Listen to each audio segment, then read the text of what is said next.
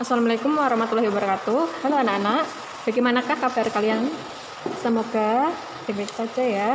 Oke, di sini Bu Indah sama Pak Tegar akan membahas mata pelajaran matematika dan TIK.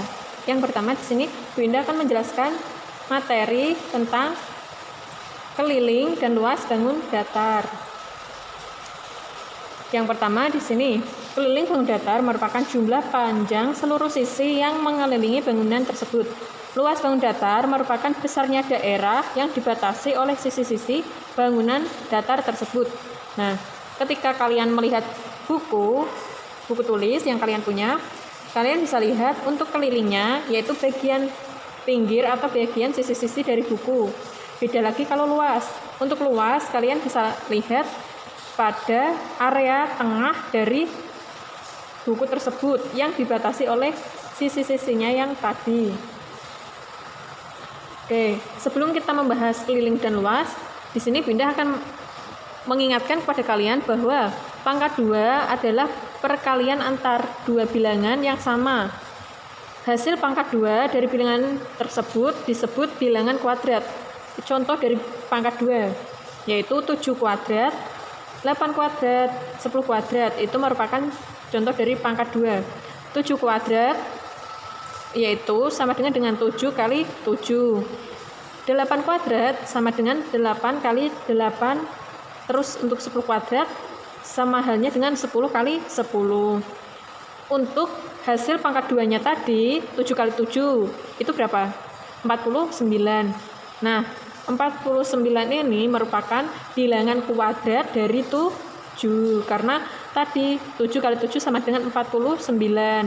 Nah, pangkat dari 49 itu merupakan hasil dari 7 kali 7 atau 7 kuadrat. Akar pangkat 2 merupakan kebalikan dari pangkat 2. Akar pangkat di sini ditulis menggunakan tanda akar. Rumusnya yaitu A kuadrat sama dengan A kali A. Sama hanya dengan akar A yaitu hasil dari perkalian A kali A tadi. Oke, di sini contohnya 12 kuadrat sama dengan 12 kali 12. Hasilnya adalah 144. Nah, akar dari 144 merupakan 12. Karena apa? Karena tadi perkalian dari 12 kali 12. Oke, paham ya? Kita lanjut materi keliling persegi. Kalian bisa lihat di sini ada gambar persegi yang terdapat 4 sisi. Ada sisi 1, sisi 2, sisi 3, dan sisi 4. Keliling persegi sama halnya dengan jumlah panjang keempat sisi. Ingat, semua sisi persegi mempunyai panjang yang sama. Keliling persegi dapat dihitung menggunakan rumus berikut, yaitu S ini sisi 1 ditambah sisi 2 tambah sisi 3. Nah, itu sisi 3 tambah sisi 4. Karena di sini jumlah panjang keempat sisi. Jadi rumusnya S tambah S tambah S tambah S, atau bisa juga 4 kali S. Oke, masuk pada luas persegi. Di sini ada gambar persegi di mana luas persegi ini merupakan kotak satuan di dalam persegi atau bidang di dalam persegi. Di sini satu persegi terdapat 9 kotak. Untuk rumusnya sendiri yaitu sisi kali sisi atau S kali S, bisa juga dengan S kuadrat.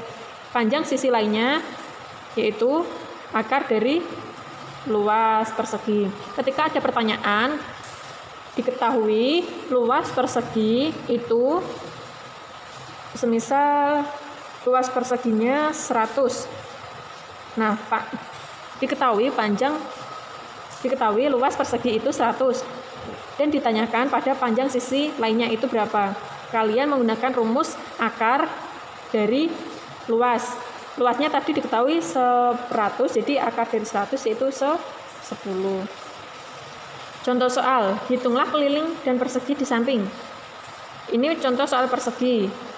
Kelilingnya 4 kali S, kita masukkan 4 kali sisinya itu 7 cm. 4 kali 7 sama dengan 20 Jadi keliling persegi adalah 28. Untuk menghitung luas, yaitu dengan rumus S kali S. Kita masukkan sisinya 7 dan sisinya lain 7. 7 kali 7 adalah 49. Jadi luas persegi tersebut adalah 49. Paham ya? Nah, untuk keliling persegi panjang sama dengan jumlah panjang keempat sisinya. Perlu diingat, sisi yang berhadapan pada persegi panjang mempunyai panjang yang sama. Ingat ya, yang berhadapan. Keliling persegi panjang dapat dihitung dengan rumus berikut. P tambah L tambah P tambah L. Maksudnya P itu panjang dan L itu lebar. Atau bisa disingkat juga dengan 2P tambah 2L. Pun sama ketika rumusnya diubah lagi 2 kali P tambah L dalam kurung. Tapi yang dikerjakan harus di dalam kurung terlebih dahulu. Kalian bisa perhatikan gambar dari persegi panjang. Satu kotak persegi panjang terdapat kotak-kotak di dalamnya. Oke, kita hitung ya. Ada berapa kotak? 8 tambah 8, 16, 16 tambah 8, 24. Ada 24 kotak. Luas persegi panjang dapat dihitung dengan rumus berikut, yaitu panjang kali lebar atau P kali L. Untuk mengetahui panjangnya, ketika nanti ada soal pertanyaan, ketika luas sudah diketahui, tapi kita disuruh untuk mencari panjang atau lebarnya, karena belum diketahui. Nah, menggunakan rumus di sini, panjang sama dengan P dikali L dibagi L. Di sini luas dan lebar. Ketika itu mencari panjang. Beda lagi kalau mencari lebar. L dikalikan dengan luas dibagi dengan L atau P. Ini P ya, bukan L. Oke. Untuk contoh soalnya, hitunglah keliling dan luas persegi panjang di samping. Diketahui panjangnya 12 cm dan lebarnya 4 cm. Kita masukkan rumusnya 2 kali P tambah L. 2 kali 14 tambah 4. Kita kerjakan yang di dalam kurung terlebih dahulu, yaitu 2 kali 28 cm sama dengan 56 cm. Untuk luasnya, yaitu P kali L. Kita masukkan panjangnya 12 dan lebarnya 4. 12 kali 4 sama dengan 48. Kita lanjut untuk bangun datar segitiga. Keliling segitiga sama dengan panjang ketiga sisinya. Rumus untuk menghitung keliling segitiga adalah A tambah B tambah C, atau bisa juga sisi A, sisi B, dan sisi C ditambah. Untuk luas segitiga sendiri terdapat rumus setengah kali alas kali tinggi. Ketika kalian ditemukan dengan soal-soal untuk menanyakan alas, ini ada rumus Pythagoras, yaitu A kali L kali 2 dibagi tinggi. Terus untuk mencari tingginya, T kali L kali 2 dibagi A. Itu merupakan rumus Pythagoras. Contoh soal, keliling segitiga. Ini terdapat S1 itu 6 cm, S2 4 cm, dan S3 8 cm. Kita masukkan 6 ditambah 4 ditambah 8. Atau bisa juga diacak, yang penting nanti ditambahkan. Yaitu hasilnya 18 cm. Untuk mengetahui luasnya, dengan rumus alas kali tinggi dibagi 2, yaitu 6 kali 4 dibagi 2. Hasilnya 12 cm. Ketika nanti untuk tingginya tidak dapat diketahui atau tidak diketahui, kalian harus mencari rumus Pythagoras. Ini rumus Pythagorasnya. Alas kali lebar kali 2 dibagi tinggi. Itu ketika nanti mencari alasnya. Untuk mencari tinggi, menggunakan rumus tinggi kali lebar kali 2 dibagi A. Nah, sekarang Pak Tegar akan melanjutkan, yaitu menjelaskan materi TIK. Pada buku kalian halaman 66 yang atas, di situ ada contoh tampilan program pembuat video menggunakan Avid Free DV. Yang kirinya dilihat, diperhatikan dengan seksama. Kemudian yang sebelah kanan ada Adobe Premiere. Nah, kemudian kembali lagi ke peta konsep. Nah, yang kedua ada mengenal program Windows Movie Maker. Nah, pada pelajaran kali ini kita akan menggunakan yaitu yang namanya Windows Movie Maker. Nah, program Windows Movie Maker dipilih karena program ini sudah umum dan disediakan oleh Windows. Nah ya, jika kalian punya laptop atau notebook bisa dilihat. Nah, tampilan dan cara penggunaan program ini pun cukup mudah. Nah, yang pertama, langkah untuk menjalankan Movie Maker adalah sebagai berikut. Nah, sekarang bisa dilihat bukunya halaman 67. Yang pertama, pilih Start ya, dilihat pada tampilannya. Di situ nomor 1. Kemudian yang nomor 2, klik All Program. Nah, sudah. Jika sudah, kemudian yang nomor 3, pilih Windows Movie Maker ya, yang sudah tersedia pada notebook atau laptop jika kalian sudah mempunyai. Nah, yang ketiga, kembalilah ke peta konsep. Nah, di situ ada tampilan jendela Windows Movie Maker. Nah, sekarang kalian buka buku halaman 68. Nah, di situ ada tampilan jendela Windows Movie Maker. Diperhatikan pada keterangan di bawah. Nomor 1, menu bar.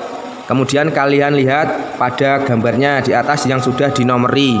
Nah, menu bar yaitu menampilkan deretan menu untuk menjalankan sebuah perintah.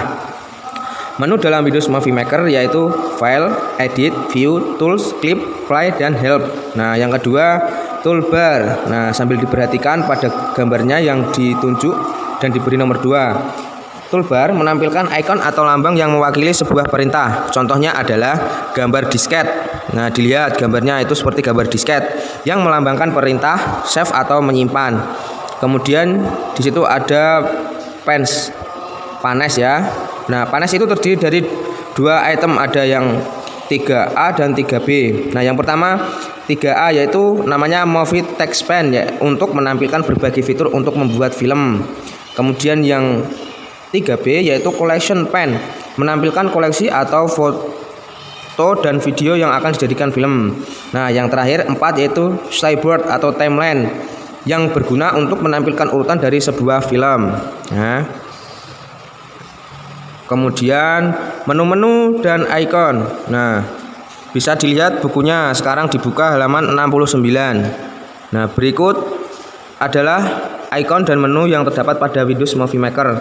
Nah, menu mau diwakili oleh teks. Contoh menu adalah File, Edit, View, Tools, Clip, Play, dan Help. Misalnya, untuk menyimpan file, kamu dapat memilih menu file terlebih dahulu, kemudian klik Save Project. Nah, yang berikutnya ada icon. Icon berupa lambang atau gambar yang mewakili perintah atau informasi tertentu. Berikut ini adalah beberapa contoh icon dari program pembuat video serta fungsinya. Nah, di situ ada gambar disket yaitu merupakan icon save yang berfungsi untuk menyimpan dokumen. Berikutnya ada icon open yang berfungsi untuk membuka file yang pernah dibuat dan sudah disimpan sebelumnya. Nah, kembali lagi ke peta konsep.